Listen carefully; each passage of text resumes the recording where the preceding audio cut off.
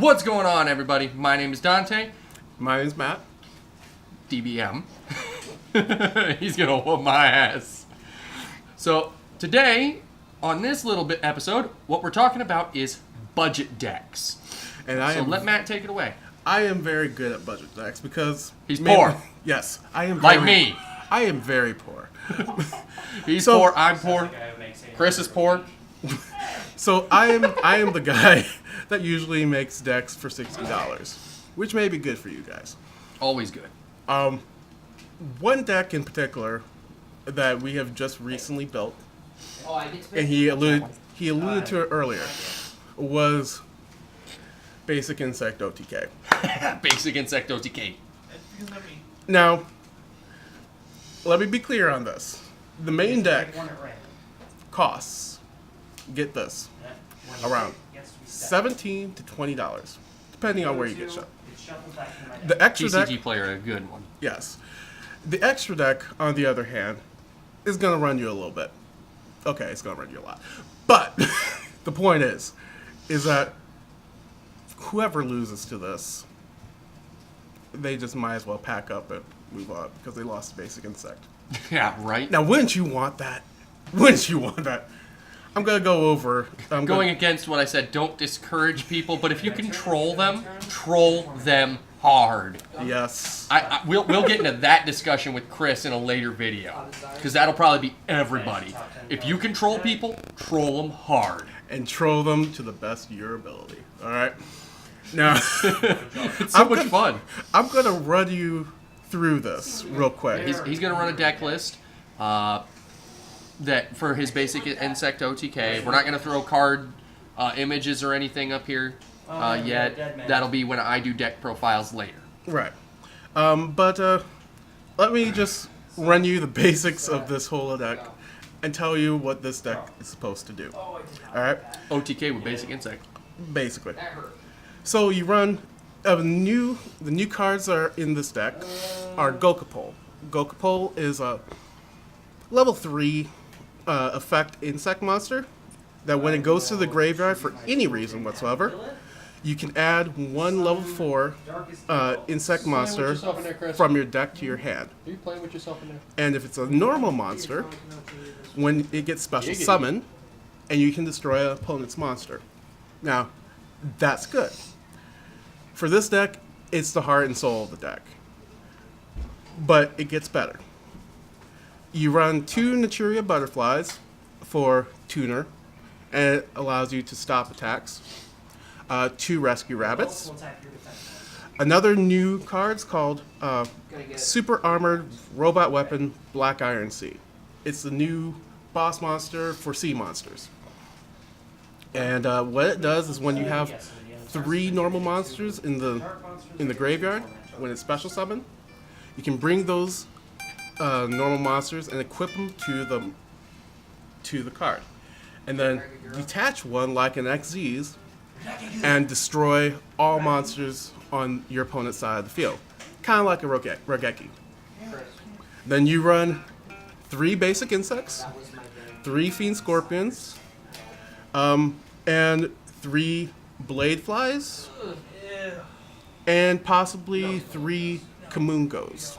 It's a level 3 multicolored spider dude. And then for the spell cards, 2 Burial from the Different Dimensions, 2 Crossbeats, 3 Giant Ballparks.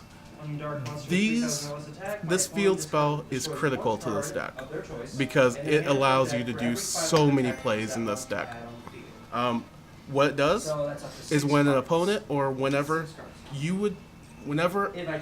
battle damage is taken, once per turn, you can send a bug type from your deck to your graveyard.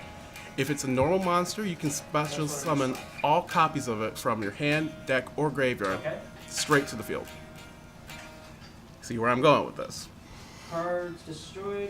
You run 2 Multiplication of Insects, 2 Mystical Space Typhoons, 1 Soul Charge, 2 Sword of the Soul Eaters.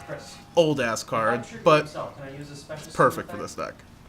3 terraformings, 2 tri-whites, two white elephants gifts, and 3 quaking mirror forces. Now, here's the effect. Here's the extra deck monsters: 1 Crystron Needle Fiber, 1 Firewall Dragon, 2 Insector Link Monster, 2 Link Spiders, 1 Mrs. Radiant, 1 Saryuja, 1 Security Dragon, 1 Crawler Neurogoros, and 1 Crawler Synapsis, 1 Naturia Barkion, 1 Naturia Beast, 1 Sky Cavalry, and 1 Found Knights of Cursed Javelin. Here's the thing. On a good hand, you can end with the Insector Link Monster, the Naturia Beast, possibly Saryuja, and a basic insect that's amped up. I have literally OTK'd, because this is the whole point of the deck, with basic insect. And I have done it against Blue Eyes, Code Talkers. I have done it against Necros, and a variety of other ones. 5 in particular, and they're basically all competitive decks. My point is this. Just because a deck is like $60 or less does not mean it is table 500. What you can do with it is entirely up to you. And I'm not saying that, you know, your Kawaki deck can make a comeback in 2018. But what I am saying is that card choices matter. Not only do card choices matter, but what you can do with it, do with your decks matter. As long as you can spam out a good number of monsters, as long as you can find a way to stop people from doing effects, your deck will go from table 500 to an actual competitive status. And that's what I'm telling you right now. As just try and pick better effects.